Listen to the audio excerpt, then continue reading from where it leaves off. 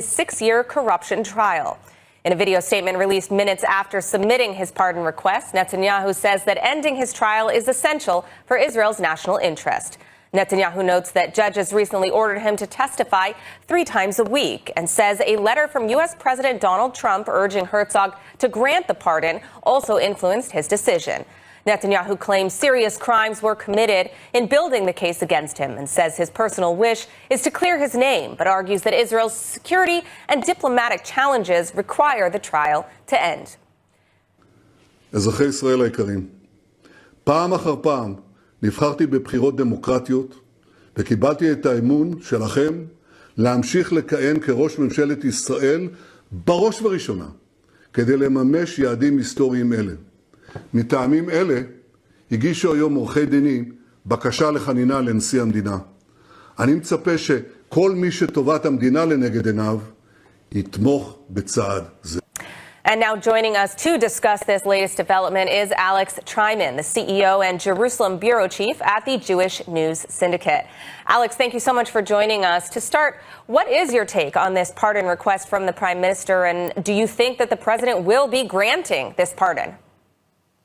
Well, this is certainly a bombshell announcement by Israel's prime minister. We heard President Trump request that the president of Israel would grant the prime minister a pardon when he spoke here at the Knesset over the Jewish holiday of Sukkot. It's certainly an extraordinary request. However, this is an extraordinary trial, which has really polarized the country and actually paralyzed the ability of the prime minister to function in his role.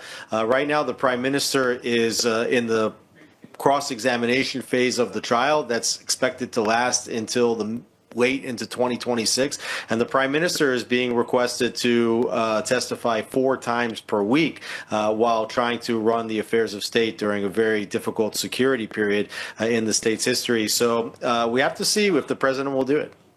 Now, what are the ramifications of pardoning the prime minister if this pardon is indeed granted? Well, a pardon doesn't require any admission of guilt on behalf of the prime minister. So if the president does decide to pardon him, it will simply end his corruption trials, which, as of now, the Supreme Court has told the prosecution that they don't have a strong case after their initial presentation of the case, particularly in the case that was considered the most serious, the one that is supposed to hold the charge of fraud on it. I think for the president, he has to decide whether this extraordinary request would provide some sort of reconciliation and unity to the country. It could potentially provide the ability for Netanyahu, if you would win the next election, to form a unity or reconciliation government. If he decides not to grant the pardon and Netanyahu would win in the upcoming election, that would probably all but guarantee that he would form a similar right-wing government to the one that he has now, as opposed to a centrist coalition, which is, I think, is the one that Netanyahu would prefer to govern from. Well, it will be interesting to see what happens with this in the coming days and weeks. I want to thank you. We do have to leave it at that. Not very much time today, but thank you for shedding some light on this important issue. Alex Treiman, CEO of JNS. Thanks for having me. And now the IDF is weighing a major escalation in Syria after new intelligence suggests that Syrian President Ahmed al-Shara's own general intelligence forces may have directly fired on Israeli troops during this weekend's operation in Beit Jin. More from ILTV's Steve Leibowitz. What began as a routine arrest raid has now turned into one of the most dangerous incidents since Israel entered southern Syria late last year. Israeli media reports that if the IDF confirms regime involvement, the army could shift from targeted arrests to a far more aggressive strategy, including frequent, precise airstrikes to break the growing network of terrorist cells near the Syrian-Israeli border. Khan News says at least some of the operatives planning attacks against IDF troops and against Druze communities are directly linked to President al-Shara's general intelligence. These same cells have reportedly been behind earlier attacks in Qadar in eastern Syria. The weekend operation began when members of the IDF's 55th Reserve Brigade entered Beit Jin to arrest 2 brothers from the Al-Jama al-Islamiyah terror group. The two were suspected of planting explosives and helping launch a missile at Israel. They were taken into custody without resistance, but as the troops withdrew, gunmen opened fire. A heavy gunfight erupted. 6 Israeli soldiers were wounded, 3 of them seriously. The brigade commander himself was hit while trying to reach trapped soldiers. Drones, helicopters, and fighter jets were rushed in, striking pre-planned targets and providing cover for the extraction. Syrian media claims 13 people were killed. Israel said that several terrorists were eliminated. Syria is accusing Israel of trying to ignite the region, but Israeli officials say just the opposite, that it's the al-Shara regime that's fanning the flames, backing militias that have targeted Druze and other minorities for months. For nearly a year, the IDF has maintained 9 positions inside southern Syria, mostly in the UN buffer zone, preventing terror elements from filling the void created after the fall of the al-Assad regime. Troops operate as far as 15 kilometers inside Syria to seize weapons before they can be smuggled to hostile forces. With new evidence pointing to direct Syrian regime involvement, the IDF may move from a defensive posture to a new, more forceful, preventative phase. This weekend, the IDF struck Hezbollah sites across southern Lebanon in a series of precision airstrikes based on real-time intelligence. The army also summed up its military activities amid a year-long ceasefire in Lebanon. ILTV's Devo Klein has more. The targets of IDF strikes over the weekend included multiple launch sites where Hezbollah stored rockets and drones, a large weapons warehouse, and several military positions used by the organization's terror cells to prepare attacks against Israel. The strikes were part of an ongoing campaign to keep Hezbollah from rebuilding its military network in the south. The IDF says these infrastructures represent clear violations of the security understandings between Israel and Lebanon and warned that any threat will be dealt with decisively. These strikes are just the latest actions in what has become a year-long effort to enforce the ceasefire agreement that has been signed on November 27, 2024. Since then, Northern Command and Division 91 forces, along with the Mountains Brigade operating in Hardov, have carried out a stunning 1,200 target operations inside Lebanon. These missions have focused on destroying terror infrastructure, blocking Hezbollah intelligence gathering, and eliminating cells preparing to fire toward Israeli communities. Troops have uncovered dozens of military structures, rocket storage facilities, launchers, observation posts, and firing positions, all built in violation of the ceasefire terms. According to the IDF, coordinated ground-air operations have resulted in the elimination of more than 370 Hezbollah, Hamas, and other Palestinian faction terrorists over the past year. Officials say these actions have significantly reduced the terrorist capabilities in southern Lebanon. The United States ambassador to Lebanon weighed in, saying Israel does not need permission to defend itself, and that Washington continues to press Beirut to disarm Hezbollah in accordance with international resolutions. Trying to show it does just that, the Lebanese army unveiled a deserted Hezbollah tunnel to international media. The tunnel in Wadi Zibki near the Israeli border included a medical room, kitchen ventilation system, water tanks, and stored supplies, evidence of long-term military use. Well, Pope Leo is due to arrive today in Lebanon. Ahead of his visit, Hezbollah issued a both welcome call and a call for Pope Leo to condemn what it called Israeli aggression. Pope Leo wrapped up a 2-day visit to Turkey today, focusing on interfaith dialogue and regional stability ahead of his trip to Lebanon. During meetings in Ankara and Istanbul, the Pope urged religious tolerance and called for protection of civilians amid Middle East tensions. Hezbollah leader Naim Qassem said he welcomes the Pope's visit and has sent him a letter while warning that new war with Israel is possible. نحن نرحب بهذه الزيارة في هذه المرحلة المفصلية وإن شاء الله تكون للحبر الأعظم المساهمة في تعميم السلام في لبنان بتحريره وإيقاف العدوان والوقوف إلى جانبه كما عودنا وإلى جانب المستضعفين. Under heavy U.S. pressure, Beirut has pledged to disarm Hezbollah, a move the group rejects. In its message, Hezbollah said it remains committed to coexistence, but will stand with the Lebanese army against any aggression and occupation. Qasem said today the group has the right to respond to Israel's killing of its military chief, Haitham al-Tabatabai, in a Beirut airstrike.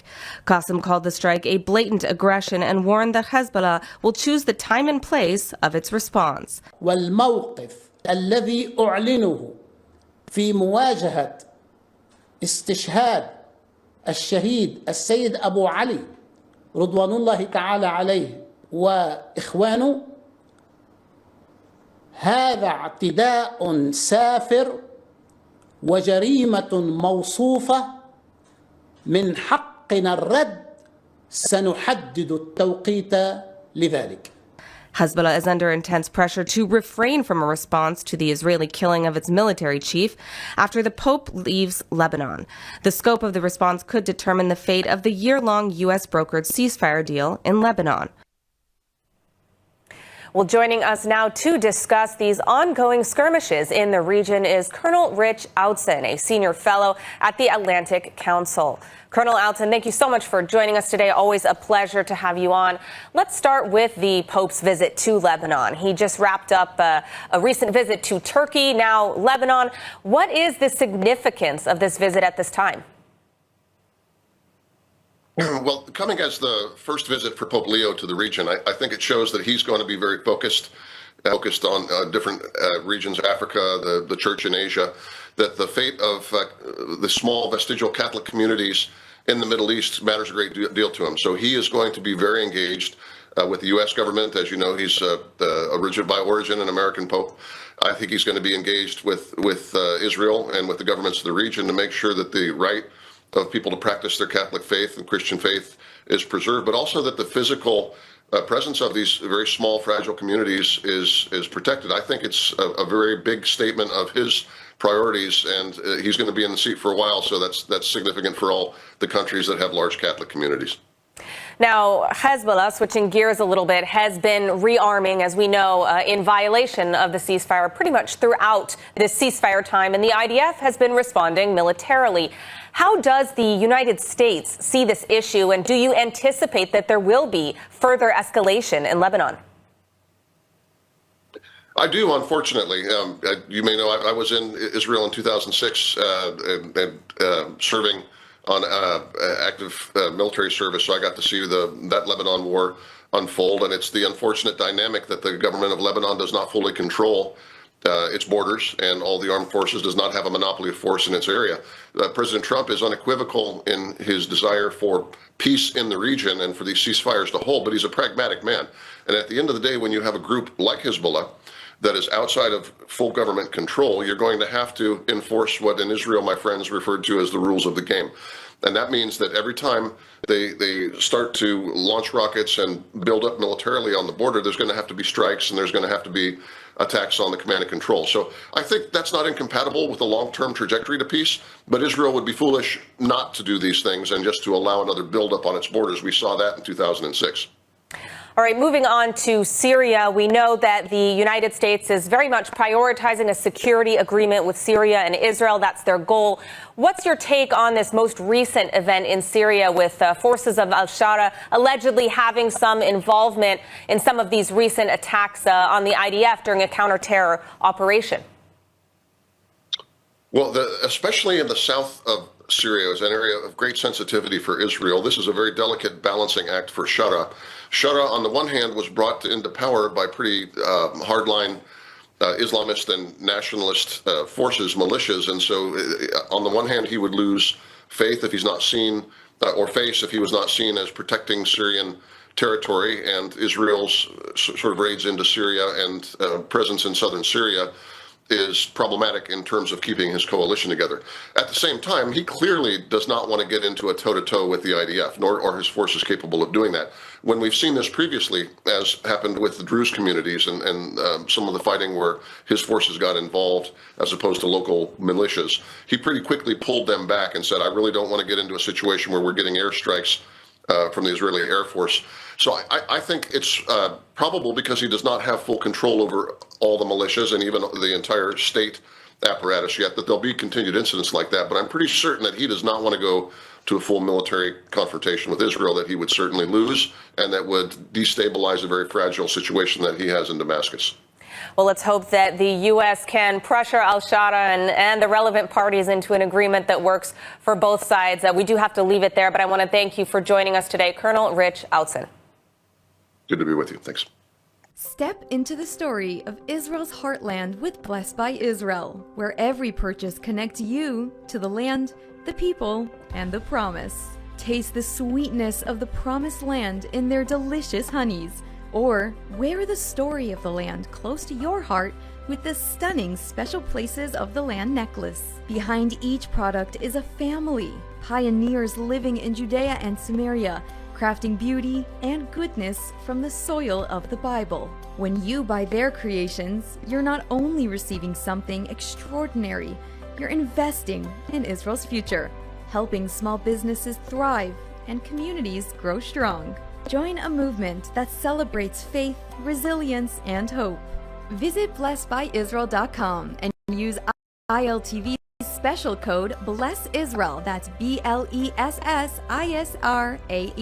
at checkout for 10% off on your first order. Be part of strengthening Israel, one purchase at a time.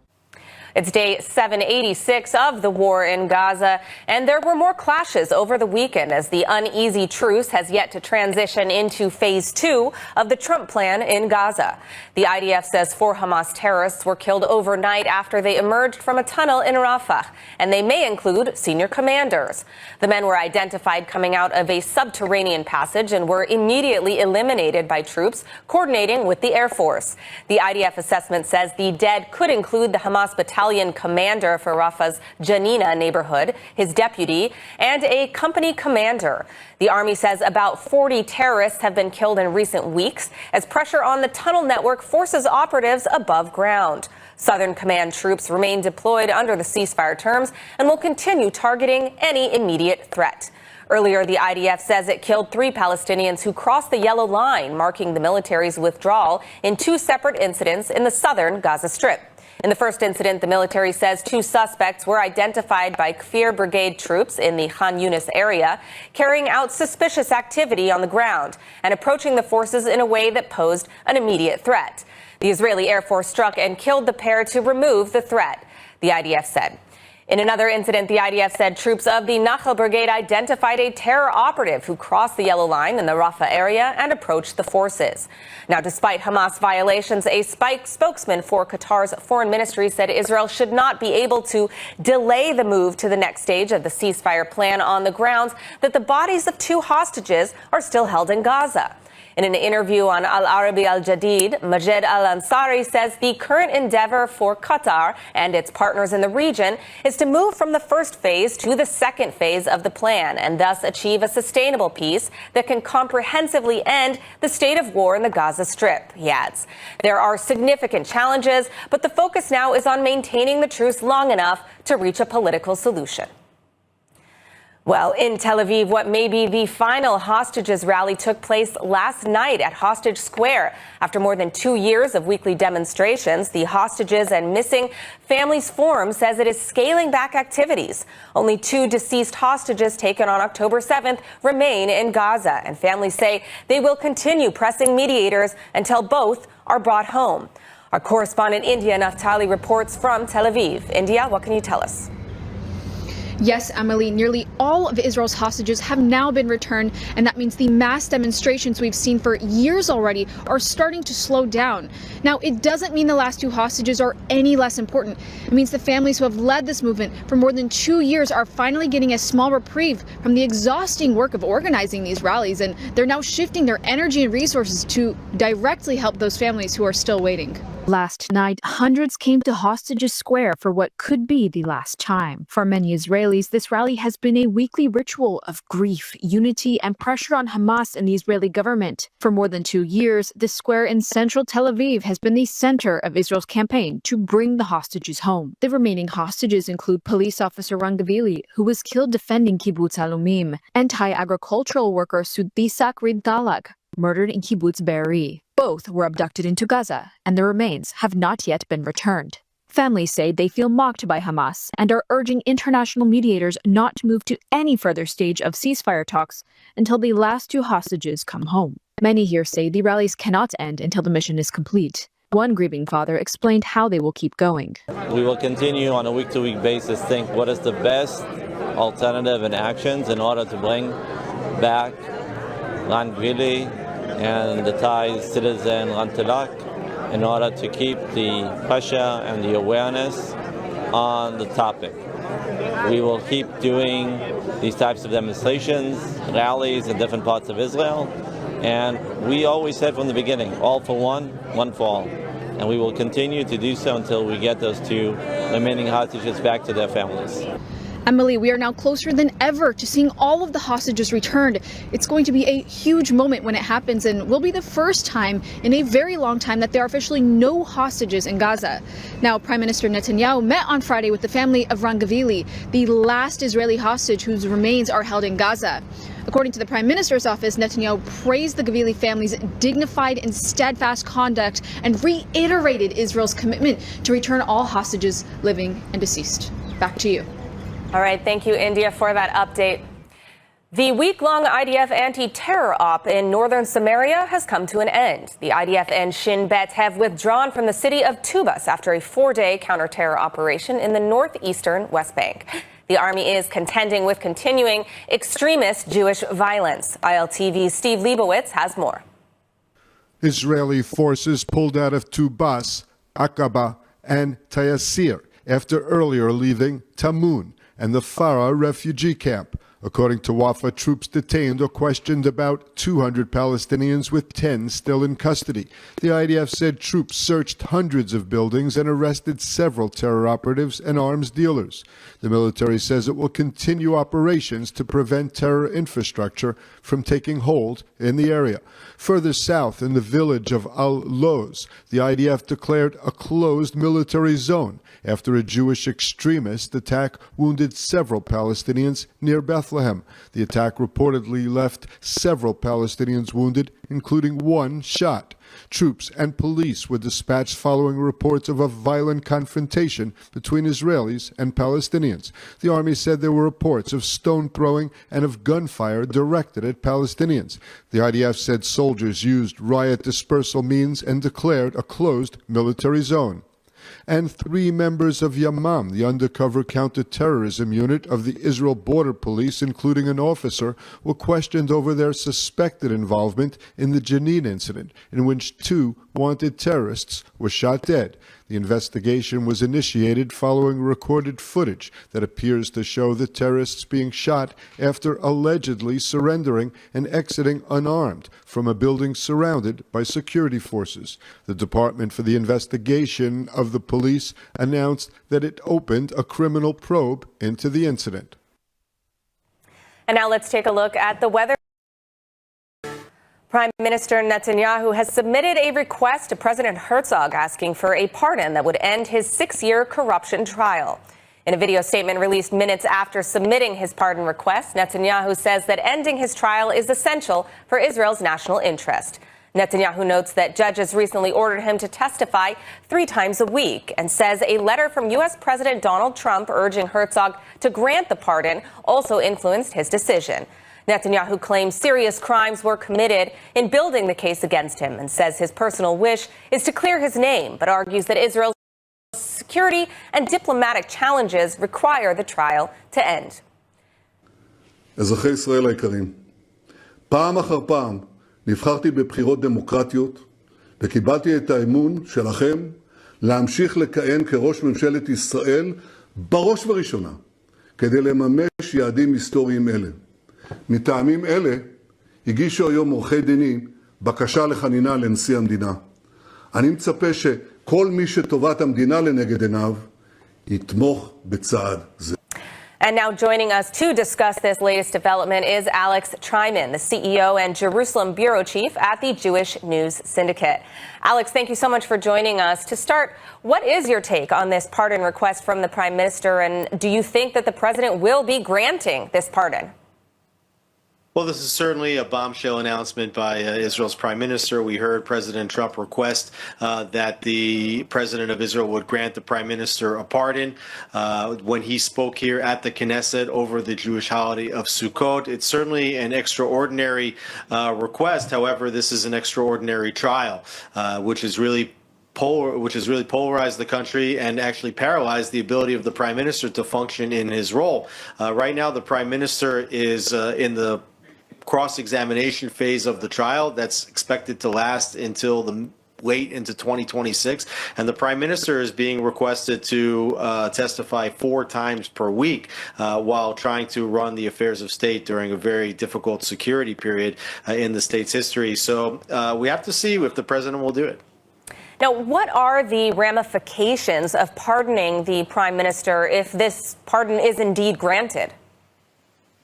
Well, pardon doesn't require any admission of guilt on behalf of the prime minister. So if the president does decide to pardon him, it will simply end his corruption trials, which, as of now, the Supreme Court has told the prosecution that they don't have a strong case after their initial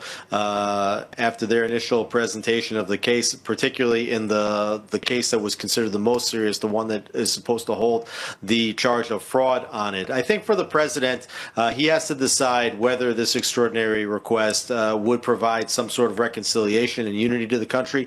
It could potentially provide the ability